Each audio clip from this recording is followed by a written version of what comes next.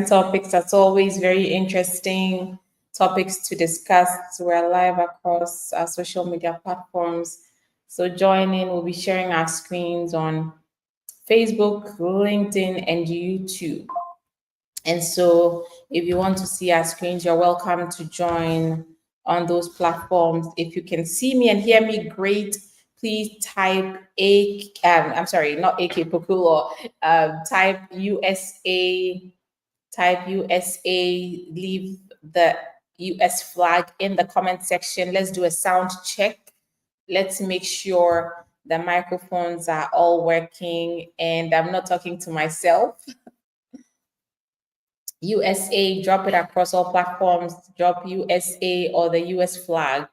If you don't want to type, you can just use that emoji.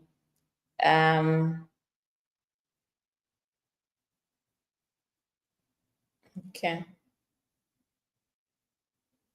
I'm already seeing some questions here. I'm seeing all your questions and comments. Don't worry, we'll get to the question section soon. And I'll answer the questions I've already started seeing. I'm seeing some on Instagram so far. All right, let's jump right into it and get started. I'm going to be sharing my screen. The 78-page decision by the Federal Court of Appeal, Ninth Circuit Court of Appeal, which is the Western District of Washington. So that court gave a decision or gave a ruling on the merits. They gave their opinion on Trump's executive order, which attempts to end automatic birthright citizenship in the United States. So let's review that. I have so much to tell you guys, and we have just 1 hour. We're going to be sharing a couple of stories that should be highlighted, and it's we're going to discuss those things, and then we can obviously, while we're sharing these things, we learn from what's happening, and then you can ask your questions and we can give some legal education on what our thoughts are. Okay, so please stick with us throughout the live video, and of course don't forget to share the video. People are looking for information, so make sure you share the video, as well as stay tuned to the end, hopefully. All right, so we have this appeal court's decision from the Western District of Washington, and the opinion was given by Judge Gold. And we're going to review just some relevant portions for our purposes. Let me take off this banner. It looks like it's standing in the way. Okay. All right. So the suit was brought by Washington, Arizona, Illinois, and Oregon. And obviously, this has to do with the executive order that President Trump issued on January 20th, and the executive order attempted to end automatic birthright citizenship. Let's go to what the executive order said on page 5. Okay, so the executive order was titled "Protecting the Meaning and Value of American Citizenship," Executive Order 14160, and it said that in the past, right? Well, let me explain that. In the past, everybody who gave birth in the US, the babies obtained citizenship. It didn't matter what the citizenship status or the immigration status of the parents were, by the principle of jus soli. So the executive order said, nope, not happening anymore, and that the privilege of United States citizenship does not automatically extend to 2 categories of persons who are born in the US. Number 1, if the mother was unlawfully present in the US, and father was not a US citizen or a green card holder. Unlawfully present means mother had come in perhaps on a visa, had overstayed, or they came into the US without being inspected and admitted, and they were unlawfully present. Number two, where the person's mother was present in the US lawfully, but on a temporary basis, such as, but not limited to, they came in on a B2 visa or tourist visa, or they came in under the visa waiver program as a student on a work visa. If you came in, you were lawful, temporary, and the father was not a US citizen or a green card holder at the time the child was born, then no US citizenship for the child.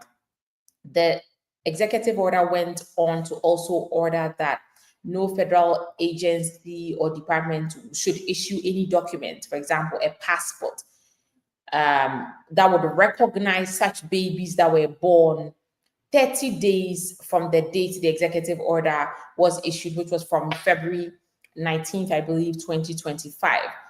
No agency should issue any document to claim anybody is a US citizen if they were born with a father who was neither a US citizen or not a green card holder, and mother was either unlawfully present in the US or temporarily present in the United States. Obviously, after the president signed the executive order, there were multiple states that rose up till now. The count is up to 22 states that filed a complaint. There were plaintiffs, individual plaintiffs, pregnant women, and advocacy groups as well that filed the plaintiff to challenge the order, and they asked for a temporary restraining order. A temporary restraining order is a judicial relief that you can ask a court to pause somebody from doing something, or something from taking effect. Well, somebody from doing something. So the district court where they sent these cases to, they granted a temporary restraining order. Then the individual plaintiffs filed a petitive class. Later, the district court granted a preliminary injunction. A temporary restraining order is usually valid for a few days, but a preliminary injunction is usually valid until the end of the suit, until the suit is adjudicated on its merits. Let me just double check here. Okay, so they were able to get that temporary, the court also granted a preliminary injunction. I believe it's usually for 14 days.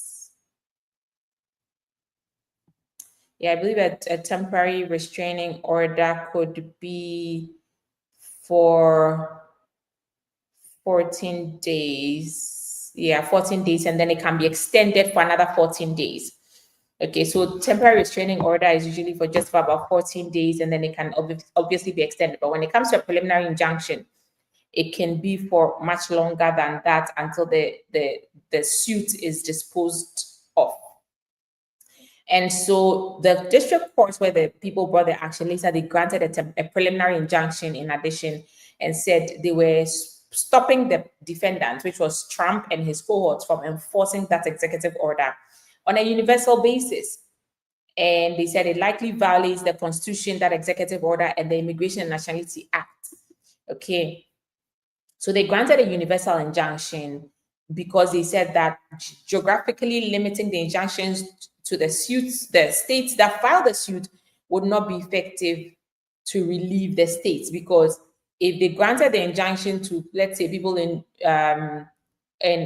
Maryland, for instance, and the executive order could not take effect in Maryland, but it could take effect in, let's say, Texas. If a Maryland pregnant mother had to travel to Texas to give birth, then that geographically limited injunction would not have been effective, because the Maryland resident, the baby would still not get US citizenship. And so the problem would still subsist. And so that's why the district court did that. However, the case went up to the Supreme Court for review, and the Supreme Court accepted to review the scope of the injunction. They said that universal scope of the injunction was not permissible because it had to be based on standing of plaintiffs. Okay, it had to be based on standing of the plaintiffs. Immediately, the Supreme Court gave that decision, I believe was on June 27th. That same day, groups came together and they filed a class action, and they wanted the District Court of New Hampshire to certify a nationwide class of plaintiffs, which was for parents and unborn babies who were going to be harmed or jeopardized or disadvantaged by the executive action because their parents were not US citizens or lawful green card holders, because one of the parents was not a green card holder or a US citizen. And the Court of New Hampshire certified a nationwide class of plaintiffs, and then they issued the preliminary injunction. The preliminary injunction was paused until July 17th, pending appeal by the Trump administration, because they knew the Trump administration was not in favor of them certifying the class. They had a lot of arguments. We discussed all this last week. Now let's move on. We won't do, okay, now let's look here. There were a lot of interesting things that I had highlighted to discuss. Let me just mention a couple of things. Okay, so let's talk about this. One of the things that the plaintiff states were complaining about was that the executive order that Trump had signed, it would cause them economic injury. You see, a lot of their arguments were based on their own pockets. I really loved when I was reading this, because it's all about the money. So they said this is going to cause them economic injury because it would defund and require substantial changes to their existing programs like Medicaid. These are like healthcare supports, like you get free healthcare if you're a US citizen, based on the income level of your parents or whoever is taking care of you. Children's health insurance program, CHIP, Social Security Act, and all that. What the state said was that if those children were denied citizenship, then they will not be eligible for these federal programs. And so they're not going to get federal money. They will lose millions of dollars of contracted reimbursements that they would otherwise receive. So they wouldn't get money, and so they would need, they need the money, and so they need to be eligible for some of these federally backed programs, because the more children you have under the programs, the more the federal government will also give you money to cover some of these things.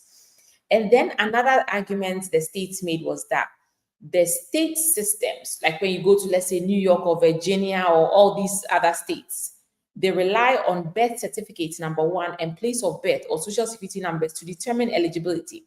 So the states were saying that if you are bringing a new executive order, we now have to do an overhaul of our entire system to now determine citizenship and maintain compliance with federal law.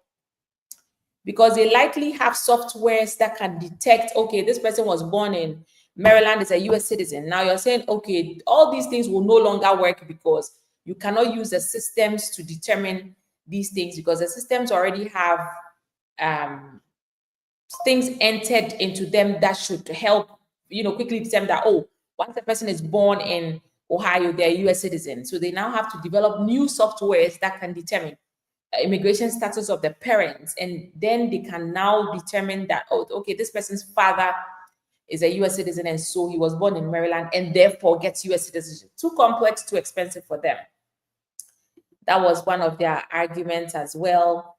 The states were able to show the loss of reimbursements, funding, additional expenses incurred by the development of a new system to determine eligibility.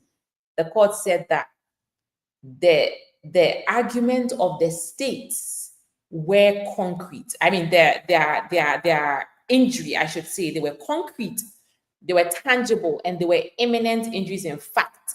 And they were not just imagined, they were not a figment of their imagination. Okay, let's come here.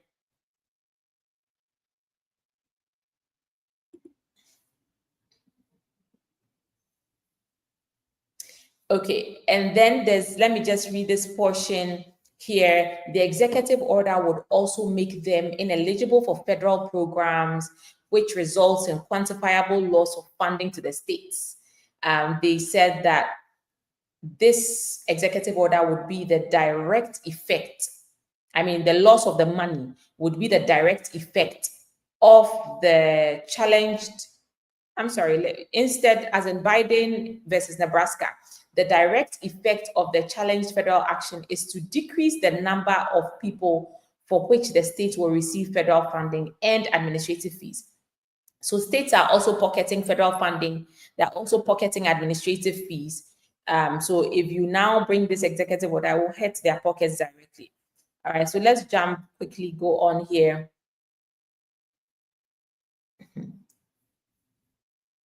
I won't even go into that. Let's see here. Okay, the states had to also assert the rights to their own pocketbooks. You guys can see there that would be caused by enforcement of the executive order. In essence, they were saying, look, you cannot bring, the defendants were claiming that the states could not bring these actions based on a parents' patriot principle. We won't go there, but they were like, no, they are the ones going to suffer the harm, so they have standing to bring the suit. Finally, let's see here, prudential limitations on federal jurisdiction dictates that a party, you must assert your own legal rights and interests. You can't come to court and try and assert somebody's legal interests.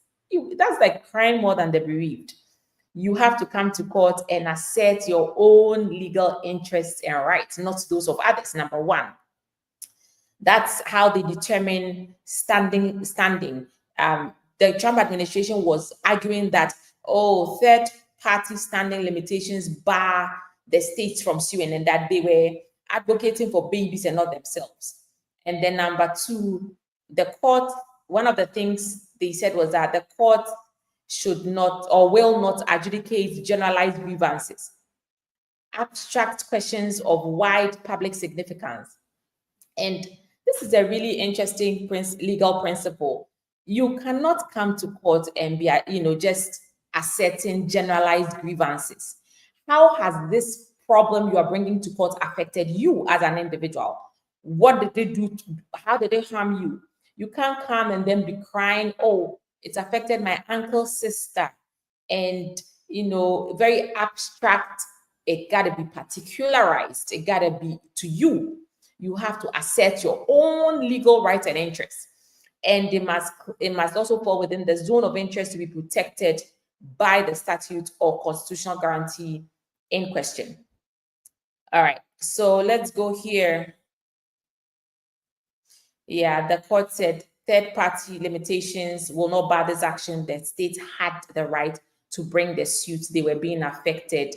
Okay, now the Court of Appeal decided that they were not going to review or exercise jurisdiction with respect to the individual plaintiffs. That's the pregnant women who had come, because at this time the suit was filed, I believe in January, on January 21st, 2025, the individual plaintiffs were, pregnant women who had pending applications for asylum, and I believe other applications as well.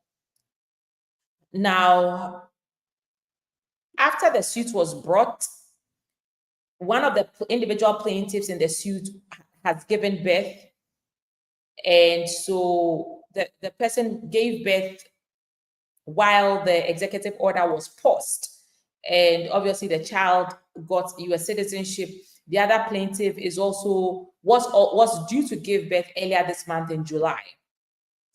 And so these children have already gotten will get US citizenship. So there may be a question of mootness about the pregnant women who have since delivered, right? So they focused on the states, the state plaintiffs.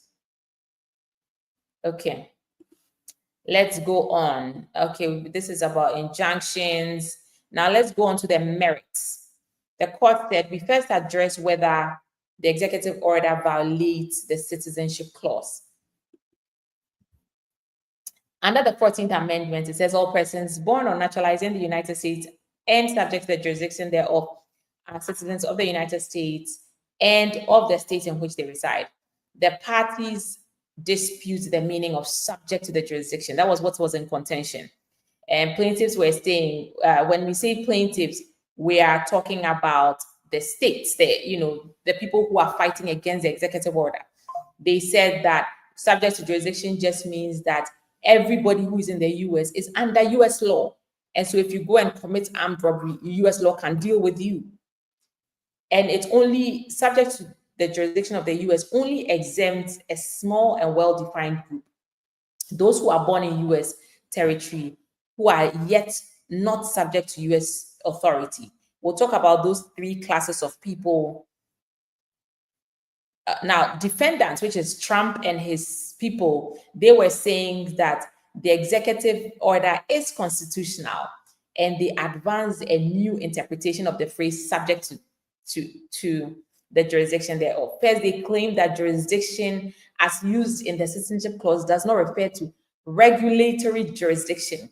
Regulatory jurisdiction, as we mentioned, is like, okay, yeah, are you subject to the laws of the US? They are claiming that jurisdiction instead in the 14th Amendment talks about political jurisdiction, and they claim political jurisdiction is rooted in allegiance and protection. See, when I was reading this case, I'm like, oh my God, when you're making some arguments, and your argument doesn't hold water, your argument becomes very complicated, and people can't even understand the arguments that you are making. This was very, very clear. I mean, very complicated arguments they were making, highly inconsistent. We'll look at some of the inconsistencies in their argument. Now they claim that persons are only subject to the political jurisdiction of the US if they owe primary allegiance to the US. And they're saying that you can only be, a person can be under the political jurisdiction of the United States only if they are here lawfully and they are permanently domiciled in the US. Don't worry, we're going to still break it down. Yes, they are claiming that, if you are permanently living, which is permanently domiciled in the US, then that's when the US can have jurisdiction, and that the domicile of a child follows the domicile or residence of the parents. And so because of that, the children who are temporarily or unlawfully present in the US, they cannot establish domicile, and therefore it means that they don't have political allegiance to the US, and therefore they are not subject to the jurisdiction of the US, and therefore they cannot obtain US citizenship by virtue of being born in the US, because it's only people who are born in the US and subject to the jurisdiction who can get US citizenship. Look at this long, winding link of inferences and network of inferences they were trying to make, just to make the case that these people cannot get US citizenship. And then, oh my God, my favorite part is coming up. The Judge Gold, I'm sure he was just shaking his head like, what in the heavens are you talking about? He said, please hold it there. We're not going to give any funny, technical, long-winded, complex interpretations to the 14th Amendment or to any part of the US Constitution. The Constitution has an ordinary meaning. It's very simple. Don't complicate matters. It says, we conclude that the text of the 14th Amendment supports the plaintiff's interpretation. This is the judge giving its opinion. And the judge said, and he quoted another case, District of DC versus Heller. In that case, they said, in interpreting the text of the Constitution, courts are guided by the principle that The Constitution was written to be understood by the voters. Its words and phrases were used in their normal and ordinary, as distinguished from technical meaning. The voter who voted the executive branch into power or the president into power, they have to understand the Constitution. The Constitution is not meant for only lawyers or legal experts or legal academicians. It's meant for the everyday ordinary voter. If the everyday ordinary voter understands it's using its ordinary meaning so that the ordinary everyday voter who the Constitution is for understands it. And so they were not going to take any funny meaning from the Trump administration. Jurisdiction just means power of the courts, power or authority of hearing and determining causes. And so if you are in the US and you go and slap someone or you shoot someone, the courts have power to determine whether you are liable, you are guilty, or you are not guilty. That is jurisdiction that the US has over even an undocumented person or a person who is temporarily resident in the United States. Okay, so I won't go into too many, they gave a bunch of definitions of what jurisdiction means. And the Court of Appeal said the ordinary meaning of jurisdiction is consistent with the plaintiff's interpretation. Okay, now defendants, they were arguing subject to jurisdiction. They claimed that the United States has exclusive and absolute regulatory jurisdiction within its territory, so all children born are subject to its jurisdiction. Okay, no, let me go back here. Defendants' only argument based on the text of the citizenship clause is that subject to a jurisdiction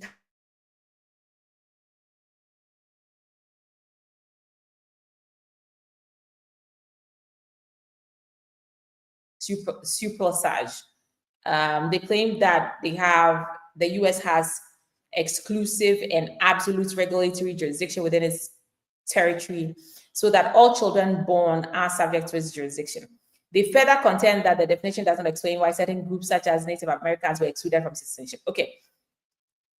The Supreme Court precedent has already clarified that subject to the jurisdiction thereof means you are subject to US authority and laws. End of story. Okay, now let's come here. Now there's also settled law that there's only 3 classes of people who are excluded from subject to the jurisdiction of the US. These are children of members of the Indian tribes who stand in a peculiar relation to the national government. Then there are additionally 2 classes of cases.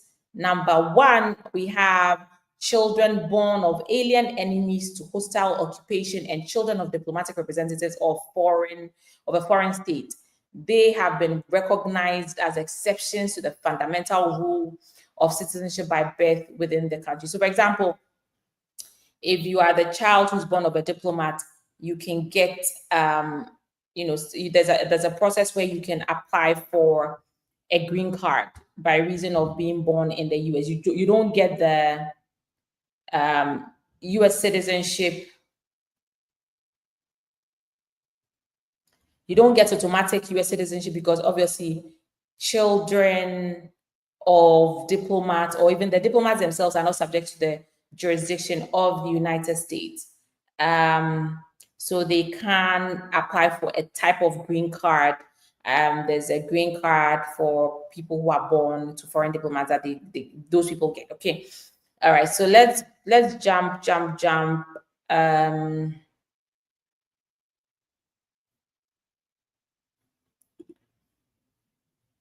Okay. Let's go here.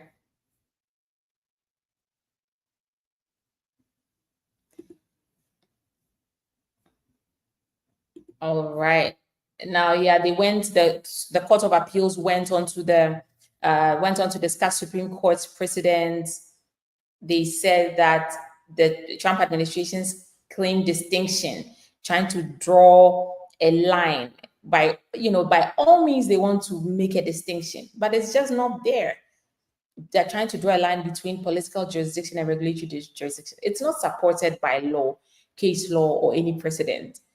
that Supreme Court has said political jurisdiction refers to lawmaking authority, end of story. Second, the courts did not hold that there was a requirement of primary allegiance in the case of Wong Kim Ark, okay? Wong Kim Ark, that, allegiance is just tie or duty of obedience of a subject to the sovereign or to the country under whose protection he is. Okay, we're going to just move on really quickly so that we don't delay too much here.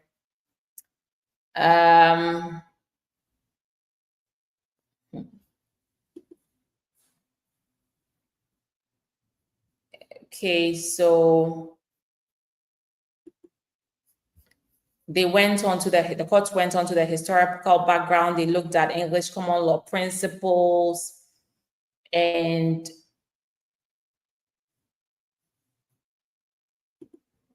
let's go on here. Okay, so the Trump administration, another of the arguments they were making was that they were relying on international law treaties of something called the Emeric de Vattel, an 18th century Swiss jurist.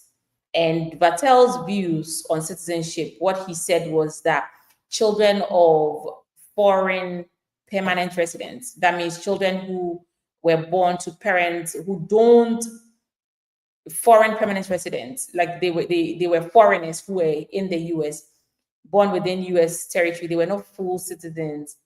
But what the court was saying was that this is inconsistent with the American conception of birthright citizenship, and even under defendant's interpretation, because the Trump administration was saying that, oh, if the child is born to a foreign permanent resident, then he's not a citizen at all. Vattel is saying when these people are born, they are not full citizens, but they are citizens. A little inconsistent there.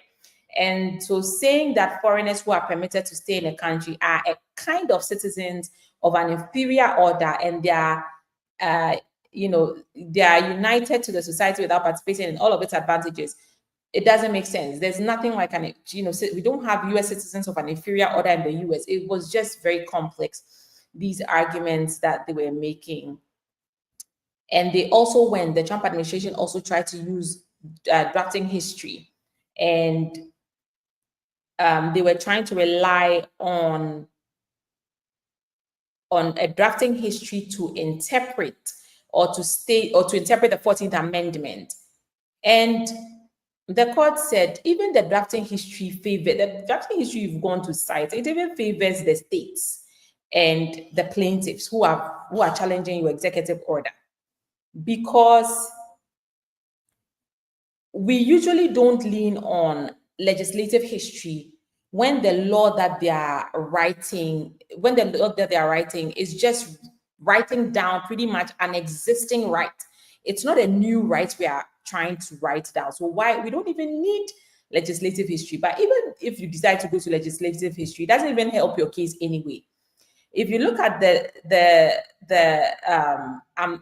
US citizenship right, it says Senator Howard, he was the one who, when he introduced the amendment, he said that the citizenship clause will not, of course, include persons born in the United States who are foreigners, aliens who belong to families of ambassadors or foreign ministers accredited to the government of the US, but will include every other class of persons. And okay, so let's go here. But even Senator Cohen, I believe, was another. Hold on, let's go back here. Senator Cohen, he criticized the proposed amendment because it would base citizenship on mere fact that a person is born in the country. So Senator Cohen, actually opposed the amendment because he didn't want citizenship to be granted to children of non-citizens that he thought owed no allegiance to the United States.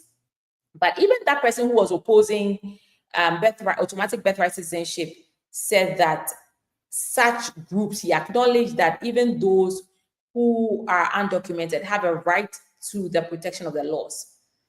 Okay, let's go here. I'm trying to just discuss some relevant patterns. So I wish we could have time to go over everything, but we obviously won't. The defendants also relied on the Civil Rights Act of 1866 and its legislative history to contend that subject to the jurisdiction thereof requires sole loyalty to the United States. You cannot be loyal to any other country. But unfortunately, the courts disagreed, and that the part of the legislative draft that the Trump administration was relying on had been deleted in the drafting process. And that is very dangerous. The court said it was very dangerous to rely or to derive meaning of a law from another provision that has even been deleted, because it either doesn't make sense or doesn't work. So the Civil Rights Act of 1866 was passed 2 years before the ratification of the 14th Amendment, and it confers citizenship on all persons born in the US and not subject to any foreign power. So that was what the Civil Rights Act of 1866 said. All persons born in the US and not subject to any foreign power. And you know what they did? They actually took out that "and not subject to any foreign power," because that was not the language they wanted. It wasn't ultimately adopted in the 14th Amendment, because that "not subject to any foreign power" was a negative language, and it was very quite ambiguous, and they didn't want it to create any doubt. If you see here, the court's decision said in the Supreme Court in Wong Kim Act noted that they did not want it to create new restrictions or any possible doubt. So that was removed when the negative words of the Civil Rights Act, "not subject to any foreign power," gave way in the 14th Amendment. So instead of "not subject to any foreign power," not who are subject to the jurisdiction. So previously it was under the Civil Rights Act, any person born in the US and not subject to any foreign power. Then somebody will come and challenge and say, "Oh, well, this person is an undocumented person from Honduras or from Ghana, so they are subject to foreign power. The baby was born in US, don't give them US citizenship." They didn't want that kind of interpretation. So they said, no, let it be not, subject to the jurisdiction of the United States, so that there's less of a doubt than not subject to any foreign power, because it's likely that some foreigners who come and give birth in the US could be subject to foreign power. So that was removed. So the framers of the 14th Amendment, they decided not to use the language of the Civil Rights Act. Now, you cannot then use the language of the Civil Rights Act to explain or claim that some people should not be granted US citizenship. You are relying on a Civil Rights Act, and that Civil Rights Act, even wording, didn't even make it into the final cut of US law. So how then can you rely on it? It was problematic. That's why it was taken out. And now you want to go back and rely on it. That's not going to happen. Okay, so let's move on here.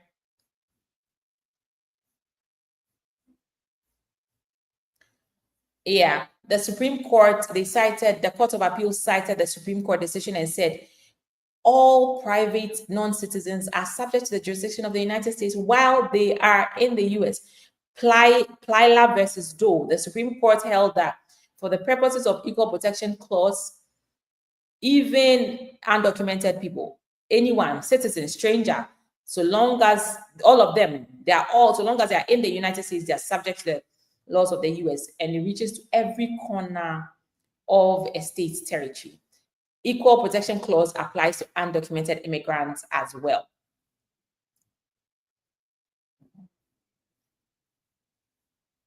Okay. Now, if you look on my screen here on page 35, they specifically also, the Court of Appeal also affirmed that stating that a child born to two illegally present non-citizens was, of course, an American citizen by birth. They were quoting another case law, but they said a child who's born to two illegally present non-citizens, they were also American citizens. And they also went on and mentioned that even a child born to two non-citizen parents who entered the US fraudulently,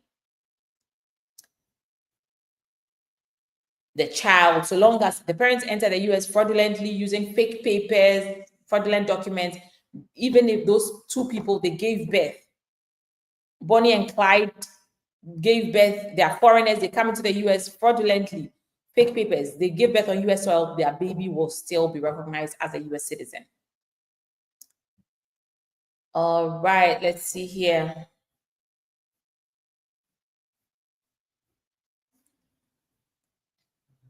Okay, there's so much more to discuss here before we move on to the other topics for the day.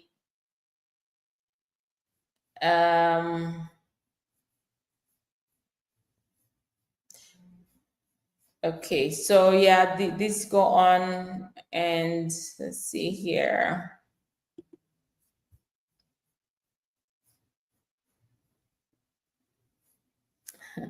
Okay, so let's come here. I want us to do this. The defendants, that's the Trump administration, they cited only a few post-ratification interpretations of the 14th Amendment that defendants contend supports their view. First, what the Trump admin did was they cited a proposed 1874 bill that would have provided that a child born within the US of parents who are not citizens and who do not live within the US shall not be regarded as a US citizen. But that draft bill was never enacted into law. And it was actually a single view, the view of a single member of Congress. Just one person in Congress proposed it, and it was never brought into law. And the Court of Appeal said, you are stating a legislative history of an unenacted bill. And that even goes to show the fact that Congress deliberately chose not to codify that interpretation, because the interpretation you are trying to cite from a bill or a proposed law was never enacted, meaning they don't like it. So why are you now relying on it to try to, amend the US Constitution? The court was not going to have that. So the plain text, ordinary meaning of 14th Amendment is the controlling president. They were likely to succeed on the merits. Let's go. Yeah, okay. All right, so we're done with this. Let me just read the final portion, because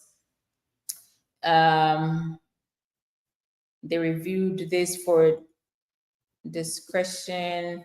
Okay, now let's look at the conclusion.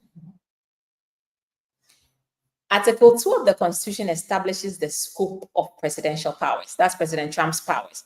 The president has the power to issue executive orders if they come from either an act of Congress or from the Constitution itself on matters that fall within that scope that Article 2 of the US Constitution establishes. But one power that President Trump was not granted by Article 2, or that any president was not granted by Article 2 or by any other source, is the power to modify or change any clause of the United States Constitution. No president has that power.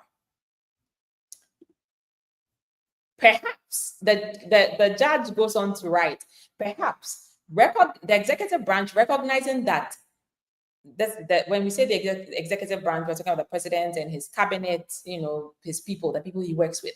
The executive branch, meaning the president and his people, recognizing that it could not change the Constitution, they now phrased its executive order in terms of a strained and novel interpretation of the Constitution. In simple words, you don't have the power to change the Constitution. So now you have pretended to introduce an executive order under the guise of straining and forcing a new interpretation of the Constitution.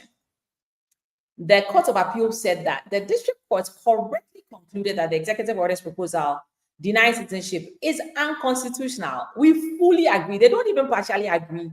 The Court of Appeal judgment said they fully agree. It was completely unconstitutional.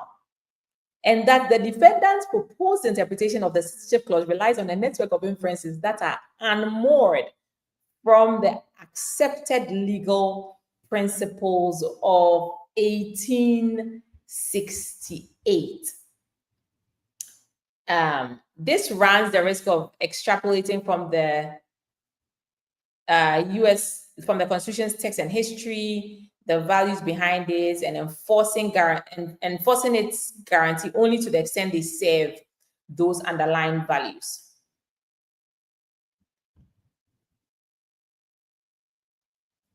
Okay, guys, hold on 1 second here. All right. The judge said, we reject this approach because it is contrary to the express language of the Citizenship Clause, the reasoning of Wong Kim Ark, executive branch practice for the past 125 years, the legislative history to the extent that should be considered, and because it is contrary to justice. The Court of Appeal affirmed that district court ruling. Now let's look at this. Unmoored. I looked up the meaning of unmoored. It's not your typical English. Unmoored. Unmoored. Okay. So unmoored, I just played the pronunciation from Google. Unmoored means of a person who is insecure, confused, or lacks contact with reality. Oh my goodness. Look at that. So the judge, the Court of Appeal judge, is saying that the Trump administration is relying on a network of inferences that are unmoored. Insecure, confused, lacks contact with reality. Okay, now moving on, the thing is a 78-page decision. The next one is the dissent by Judge Bumate, but we won't go there. We are not interested in that for now. What do you guys think? I mean, I already shared this on our social medias. It's been a pretty good year for President Trump. Already at the Supreme Court, he's getting win after win. So I will not be surprised that this will go to the Supreme Court and they will give their own interpretation to all of these things and decide that Trump is right. Who knows what's going to happen? Well, we'll wait and see how that plays out, because as I told you, they are not going to stop there. They are going to likely appeal. They've already indicated their intention to appeal this decision because they want to be vindicated. So that vindication, we are waiting to see how all of this plays out. But until then, 14th Amendment of the U.S. Constitution is the law. Every child born on U.S. soil is a U.S. citizen, regardless of the parents' immigration status. Both parents can be undocumented. Both parents came in with fake documents, fraudulent documents. So long as the baby is born on U.S. soil, the baby obtains U.S. citizenship. Okay. Now let's talk about things happening, current things happening in U.S. immigration. We shared on our social media pages a new update that USCIS issued. Now bring your own interpreter. You know, well, for many of our clients, because of their, the tree language, and some people have other types of languages that they speak, we go with our interpreters. Most of the time we go with our own interpreters. Oh no, my TikTok has a low battery. I have to charge this. Okay. Well, so as of July 22, 2025, the USCIS said that they are, no, my charger is way too short. It's not going to work. The USCIS said that people must bring their own interpreters if you don't want a delay or you don't want your case to be rescheduled. Bring your own interpreter for your case. So make sure that you are working with an interpreter that you can understand, they can understand you, and you've signed the interpreter forms and you are ready for your interview, your in-person interview with USCIS. Well, previously, some of the field offices, there were interpreters that were provided by the government. sometimes there will be phone interpreters that the government will dial in. I even recently went for an interview. I was an asylum interview, and the client had actually his own interpreter, but he just sat there and did nothing because USCIS provided their interpreter for the case, and the client paid for nothing. So sometimes some of the field offices do provide their an interpreter for you. And this particular client, they hired us the night before. I think that, yeah, it was about 4 p.m. and they had the interview the next day. So, we prepared as best as we could. But yeah, people take their own interpreters that they're comfortable with, even from the past. But now USCIS is enforcing this. They said, bring your own interpreter, especially for these family-based interviews. In some cases, USCIS could provide an interpreter. Usually, I know asylum, but well, with this kind of new ruling that they are strictly enforcing it, you are better off making sure you have your own interpreter to avoid any issues with interpretation. All right, let's go on to this next topic. Guys, there's a lot happening. My goodness, there were 2 stories that caught my eye for this week. I'm going to be sharing with you, and we're going to deliberate on it before I answer a couple questions. The first story has to do with immigration raids causing, people to stay inside even when they need medical care. Very, very, very disturbing. There are people apparently and it's not only the Texas region. The report was by AP News, but it's not only Texas because it's happening everywhere. People are afraid to go to courts. To go to the hospitals. So even when they are injured, they are hurt, they are worried about their immigration status. There's the story reports that let me share the screen here, guys. Hold on. I'll just share the screen so that it's easier for us to look at what I'm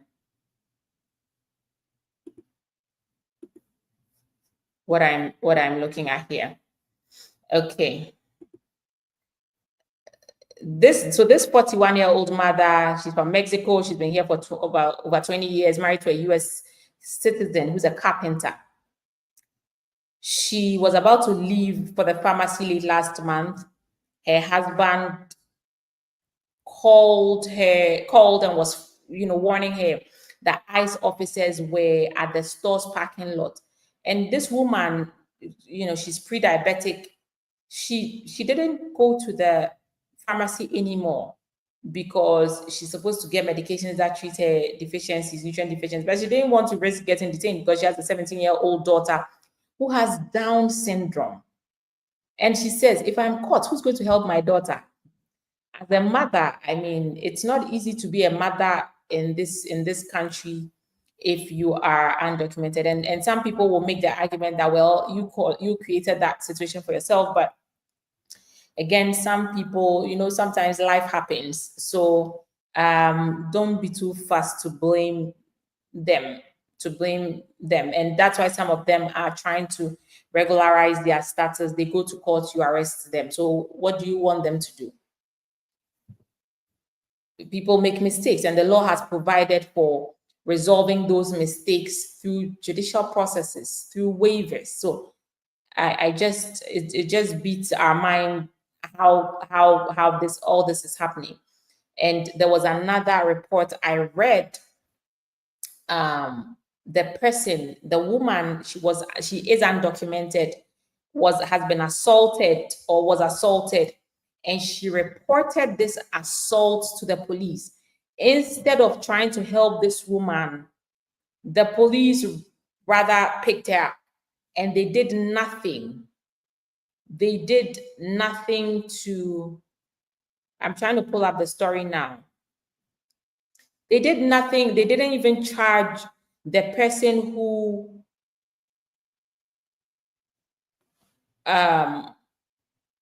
They didn't even look into the case,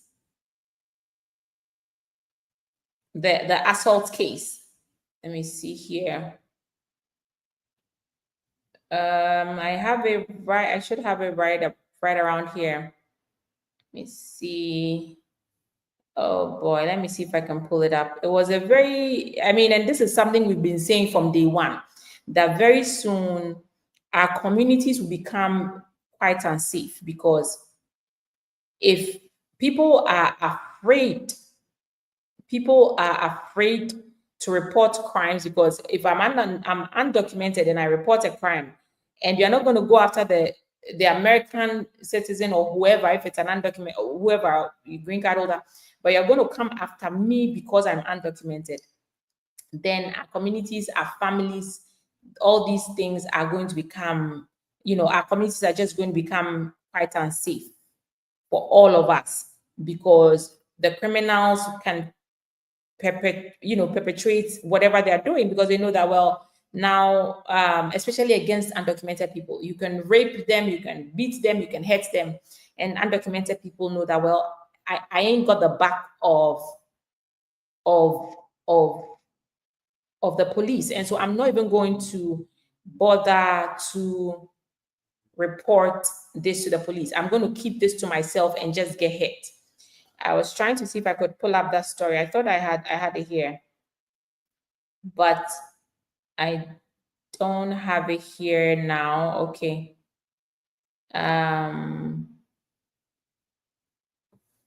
Yeah. I thought I had it here, but no, not here. Okay. Let's move on. Yeah, you can probably find it. Yeah, the person reported to ICE that she had been assaulted, and instead of them to they reported to the police, of course, not ICE, because ICE doesn't deal with assault. The ICE people then some way somehow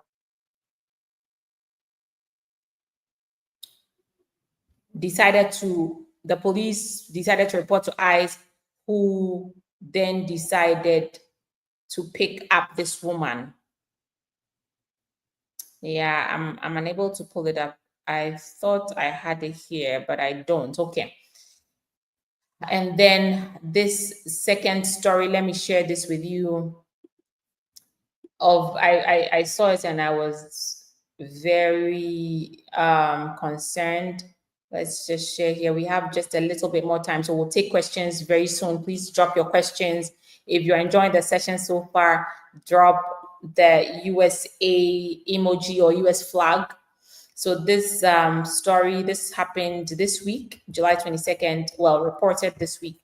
This man, he was on his way to wash a car when he glanced up and looked at, he saw his co-workers running away. And then a woman was telling him to run. His heart was jumping. He tried to find, like, what's going on. He was confused. He was frightened. And this man, he's called Xavier Diaz Santana. He jumped over the wall behind the car wash. Oh boy. And apparently a car had run over his foot in the past, and so he already has foot pain there, so he couldn't really run. And he saw ICE agents, masked agents raiding. And this Diaz man is deaf and he communicates using sign language. So he presented his real ID, thinking it would keep him safe, that he has legal permission to be here.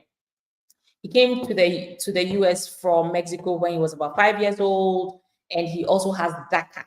He presented this real ID, has no criminal record. This is a man who is deaf and dumb.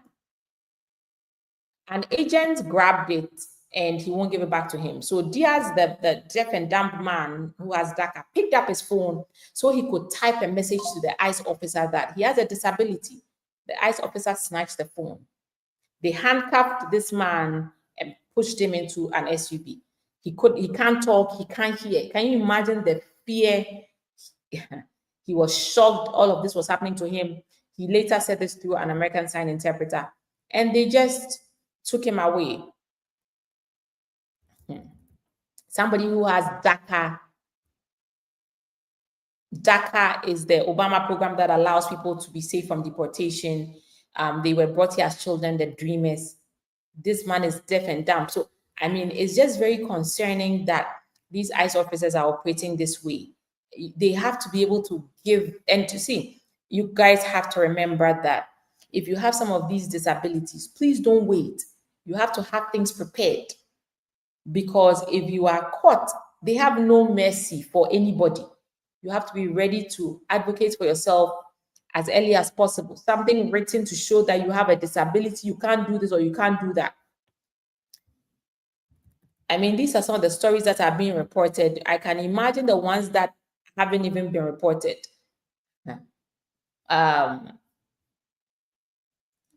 Yeah, now they don't care about, people having work permits or even having DACA.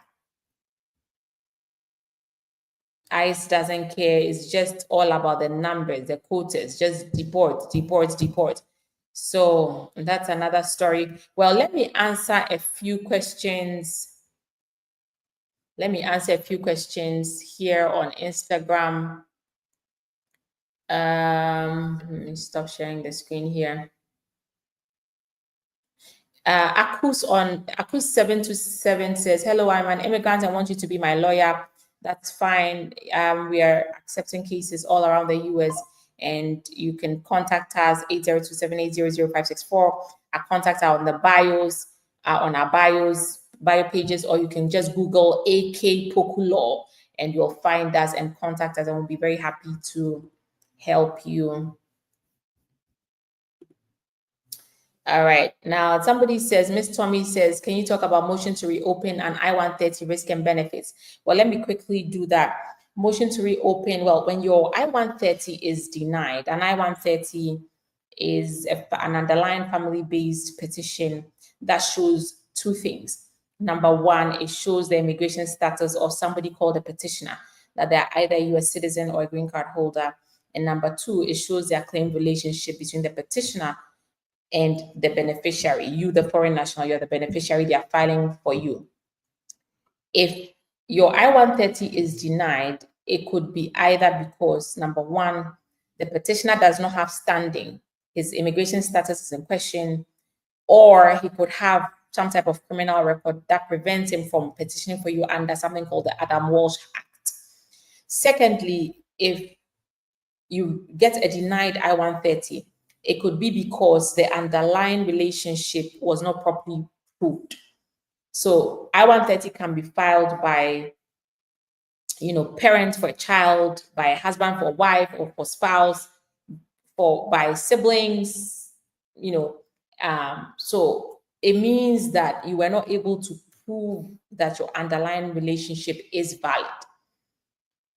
And so once the USCIS denies this, then you will typically have three options for a denied I-130. Number one, you're either doing a motion to reopen or something called a motion to reconsider. Number two, you are doing an appeal. Number three, you are doing a refiling. A motion to reopen is when you tell the government that you have additional facts that makes you now eligible. And it has to be, there's a time factor. It has to be done submitted within 30 days of your denied I-130. A motion to reconsider is that, USCIS used a wrong law or policy to adjudicate, and you are telling them what they did was wrong. So depending on the basis for that determination. And when you are refiling, you're just refiling. When you're doing a motion to reopen or reconsider, one of the strategies is that you want to preserve your priority date, your place in queue in line. That refiling will not do for you. Sometimes you are doing a motion to reopen because it's a time-sensitive case, and if you do a refiling, you'll be out of time. So there's a bunch of things to consider. When you're doing an appeal, right, you are submitting your denied case to a higher body and telling them that you don't agree with the decision of the lower body, so they should review it. Motion to reopen, motion to reconsider are done by the same people, adjudicatory authority that adjudicated your underlying benefits and decided your underlying application and decided you don't qualify. One of the problems with a motion to reopen or motion to reconsider, for example, is that if there's another problem, the case will be dismissed outright or outrightly. Refiling, however, will give you a chance to cure any other problem, because when you refile and there's a problem, then the government could send you a request for evidence or notice of intent to deny, and then you can try to overcome that issue. But reopen, reconsider, it can get dismissed and it can get a little complicated. So it depends. There's just various reasons why it could be recommended to file a reconsider or reopening. And so make sure you speak with an attorney. Feel free to contact us. We'll review your decision for you and we'll give you the best legal advice as well. Okay. All right, let's see here. For any other questions we have, we're a little late today, so we're going to hop off soon. Let me see if there are questions on Facebook. Okay.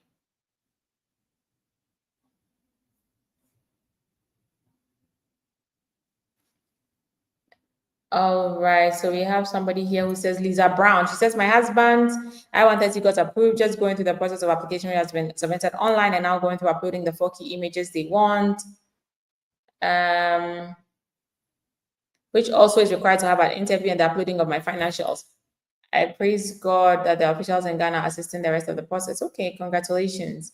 But if you need our help, we're also here to assist you. Sounds like you're doing consular processing as well, instead of adjustments of status, meaning your husband is outside the US. Okay. All right, let me see if there are any other questions here on Instagram. There's a lot of comments.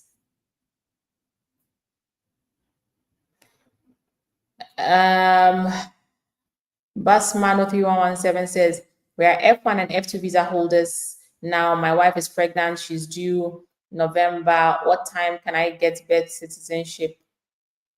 I mean, nothing has changed currently. Children born on US soil are still US citizens, regardless of the fact that both parents are temporarily residents. F1, F2, meaning one person is here studying full course of study, and F2 is the dependent of the F1. By November, it depends on what happens with this case. We don't know, what the Supreme Court is going to say, how it's going to go, whether the executive order is going to take effect, how much time they will give for the executive order to actually take effect. So November, there's still some time to go. We're in July, August, September, October, 4 months. But until then, if she gives birth, then I just hope that people are not inducing or trying to give birth really early because of all these issues. Hopefully not.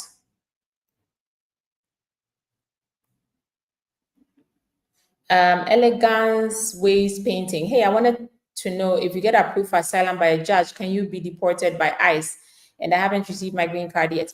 If you are granted asylum, then you can apply for a green card based on your asylee status. Please contact us so we can help you. Okay. We can assist you with that. Can a 21 years old get married to a 40 years old in NYC? Anybody can get married to anybody. You just have to show to immigration that it's real. Usually large age discrepancies are a red flag, but the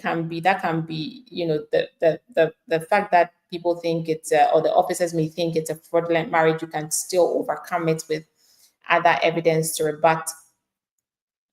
The standard is by preponderance of the evidence. That's what you need to prove in order to get your marriage-based green card approved. So please just contact us. We can look at the other things for you, your other evidence, and then we can help you, okay?